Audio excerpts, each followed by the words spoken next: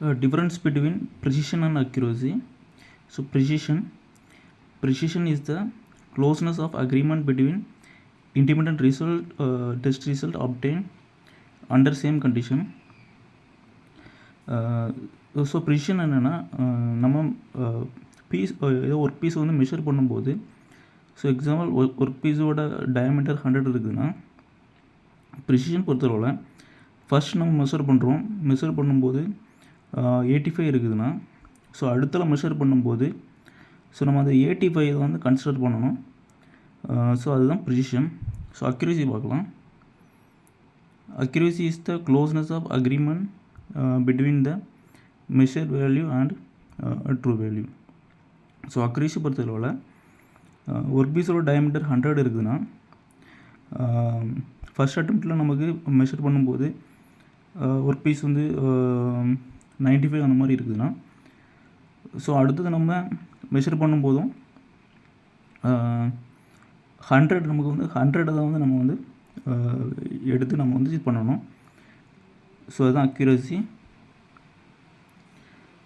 ரெண்டாவது பாயிண்ட் பார்த்திங்கன்னா, it indicate the degree of repeatability in the measuring process. So இந்த degree of repeatability மூலமாக எக்ஸாம்பிளாக வந்து 85 ஃபஸ்ட் மெஷர் பண்ணுறோம், ரெண்டாவது 86 மெஷர் பண்ணுறோம், ஸோ 87னா ஸோ கிராஃப் மூலமாக நம்ம இது வரையும் போது நமக்கு அதோட டிகிரி கிடச்சிரும். ஸோ ரிப்பீட்டபிலிட்டியோடு எவ்வளோ நமக்கு எரர் வந்துருக்குது அப்படிங்கிறது வந்து ப்ரிசிஷன் மூலமாக கண்டுபிடிச்சிடலாம். So accuracy it indicate the degree of trueness in the measuring process. So degree of trueness என்னென்னா, ஒர்க் பீஸோட டயமீட்டர் 100 இருக்குதுன்னா, ஸோ இது என்னது இண்டிகேட் பண்ணுறதுன்னா, மெஷரிங் வேல்யூலேருந்து கரெக்ட் ஒர்க் பீஸோட டயமீட்டரோட டிகிரி எவ்வளோ இருக்குது, ஸோ அதனால் எவ்வளோ எரர் இருக்குது அப்படிங்கிறத இந்த டிகிரி ஆஃப் ட்ரூனஸ் வந்து நமக்கு காமிக்குது. ஸோ மூணாவது point, precision does not take into account the accepted value. So நான் ஃபஸ்ட்டே சொன்னது தான், ப்ரிசிஷன் பார்த்தீங்கன்னா அக்செப்டட் வேல்யூனா அந்த ஒர்க் பீஸோட ஒரிஜினல் டயமீட்டர், ஸோ 100னா 100.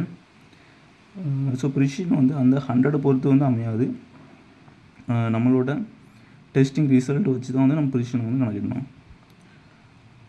ஸோ அக்யூரசி பார்த்தாச்சுன்னா, accuracy takes into account the accepted value. So accuracy கரெக்டாக அக்யூரஸியாக இருக்குதுன்னு சொல்லுவாங்க. அப்படின்னா 100 mm டயமீட்டர்னால் ஸோ அதை பொறுத்து தான் அக்யூரசி வந்து அமையும். ஸோ நாலாவது point, for high precision the average value need not be closer to the true value.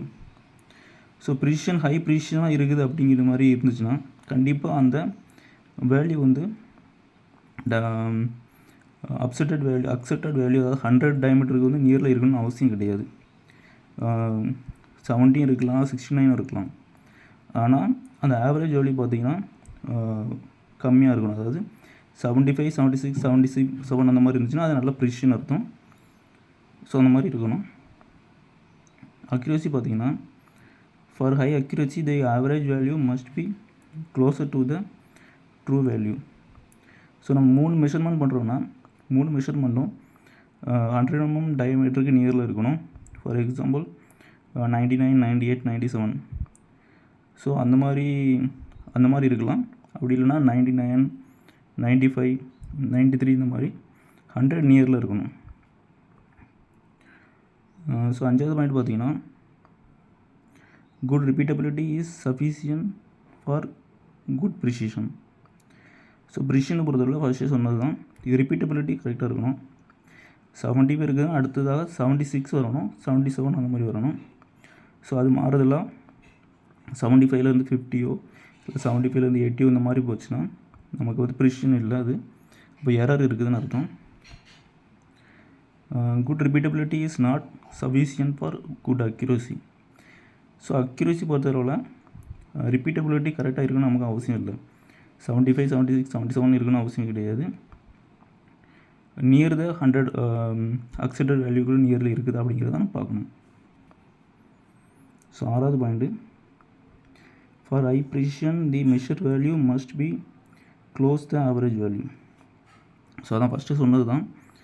Measure value, அதாவது நம்ம மெஷர் பண்ணுறது ஒரு 100 mm டயமீட்டர்னா, ஸோ அதுக்கு க்ளோஸை பார்த்திங்கன்னா must be close to be average value.